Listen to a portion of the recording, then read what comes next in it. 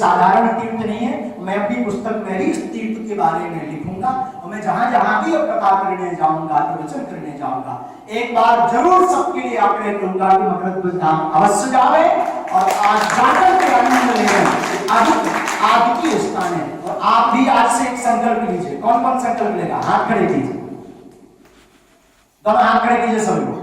आज से आप लोग भी एक संकल्प लीजिए कि जब भी आपका फ्री समय हो, जब तक रहेगी जिंदगी, फुर्सत न मिलेगी काम से, कुछ वक्त ऐसा निकालो, प्रेम कर लो हनुमान से।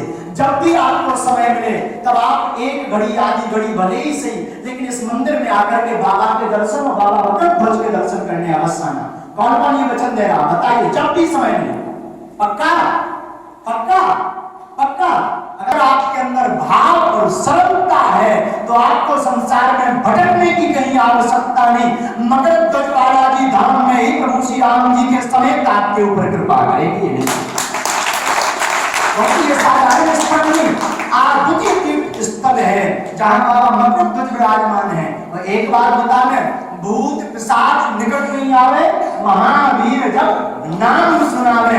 बाबा महावीर का नाम सुनते ही भूत पिशाच निकट नहीं आते। और ये मगरध क्षेत्र है, ये बाबा मकरध्वज का क्षेत्र है पूरा, जहां आप पुष्कर से लेकर के 15 किलोमीटर इस तरफ से लेकर के मेवाड़ तक, वहां तक ये मकरध्वज का क्षेत्र है। यहाँ के राजा मकरध्वज हैं और इनके आधिपत्य में अगर आप आकर के दुखी रहे तो कहीं ना कहीं आपके भाव में, आपकी श्रद्धा में, आपकी सरलता में कमी है मेरे माई बाप। वरना मेरा अनुभव कहता है सत्य शब्द के साथ कि यहाँ से जो कुछ प्राप्त हो सकता वो संसार में कहीं से प्राप्त नहीं हो सकता।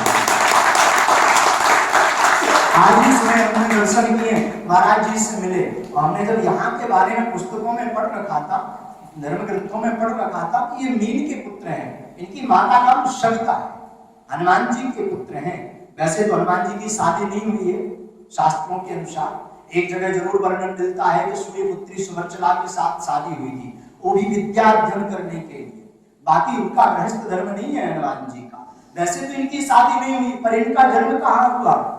जब सविता ये समुद्र की पुत्री है और सविता ने निवेदन किया, जब सविता और लक्ष्मी दोनों सगी बहनें, लक्ष्मी जी वरण हुई किसको?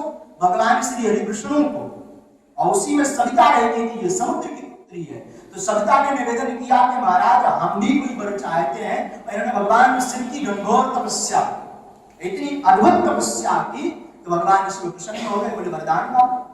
सविता ने हाथ जोड़ करके कहा महादेव मुझको एक ही वरदान चाहिए कि आपको मैं पति के रूप में पाना चाहती हूँ।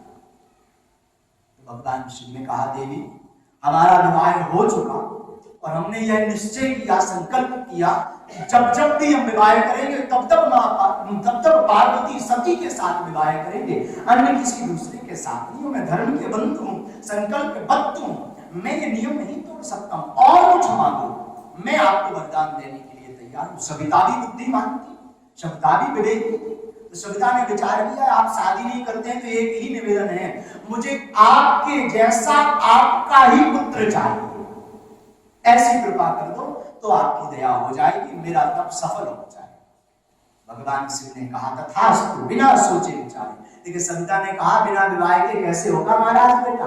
बोले चिंता न करो, हमने व्यवस्था बना रखी है। ये सतयुग है, जब त्रेता में भगवान श्री राम जी महाराज पूर्ण अंशों के साथ अंशन सहित राम अवतारा, इस धराधाम पर मही निश्चर हीन करो मही, विप्रदैन सुरसंत हृदय लीन मनुज अवतार, निज इच्छा निर्मित तनु माया गुण गोपाल। जब संसार में धर्म की स्थापना के लिए भगवान श्री राम केंद्र सरकार पूर्ण अंशों के साथ अवतार लेंगे, मैं भी मां पार्वती पूंछ के रूप में, मैं स्वयं हनुमान के रूप में जन्म लूंगा, अवतार लूंगा।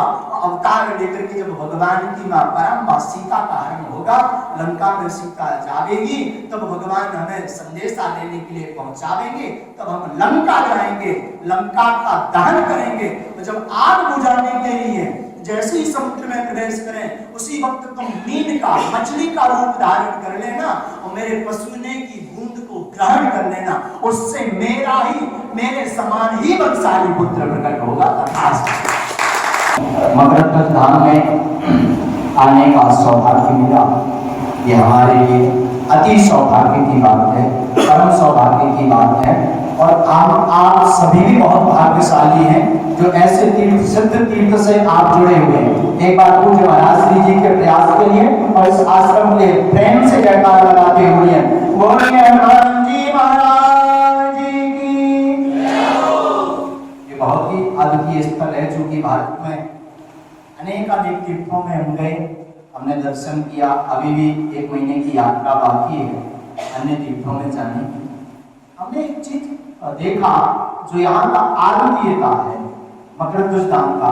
भारत में केवल 2 ही तीर्थ हैं जहाँ पुत्र के साथ बाबा हनुमान जी महाराज विराजमान है। एक तो ये, दूसरा गुजरात में है और एक यहाँ है। केवल 2 ही प्राचीन तीर्थ हैं जहाँ पर अपने पुत्र के साथ बाबा हनुमान जी महाराज विराजमान है।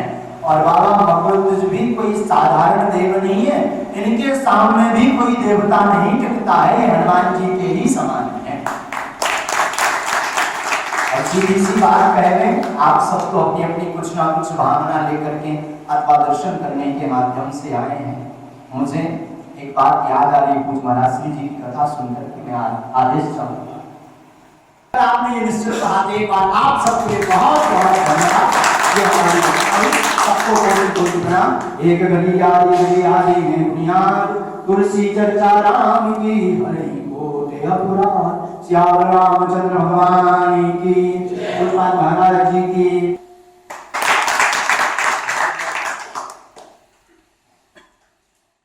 बहुत बहुत आभार श्री धीरेन्द्र कृष्ण जी महाराज जी का।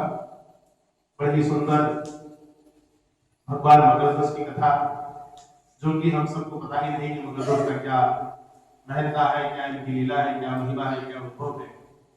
बड़ा सुंदर आपने वर्णन किया, बहुत आभारी है। साथ ही साथ में आपने भक्ति तत्व को उजागर किया, प्रभु श्री राम की महिमा के बारे में हम सबको परिचय कराया। इसलिए इस धाम से निरंतर भक्ति के जागरण की बात हम सभी लोग करते हैं। हमारी यह प्रबल इच्छा है मेरे निजी रूप में कि महाराज श्री का हम जल्दी ही इस धाम के ऊपर एक भव्य और दिव्य राम कथा का आयोजन करें,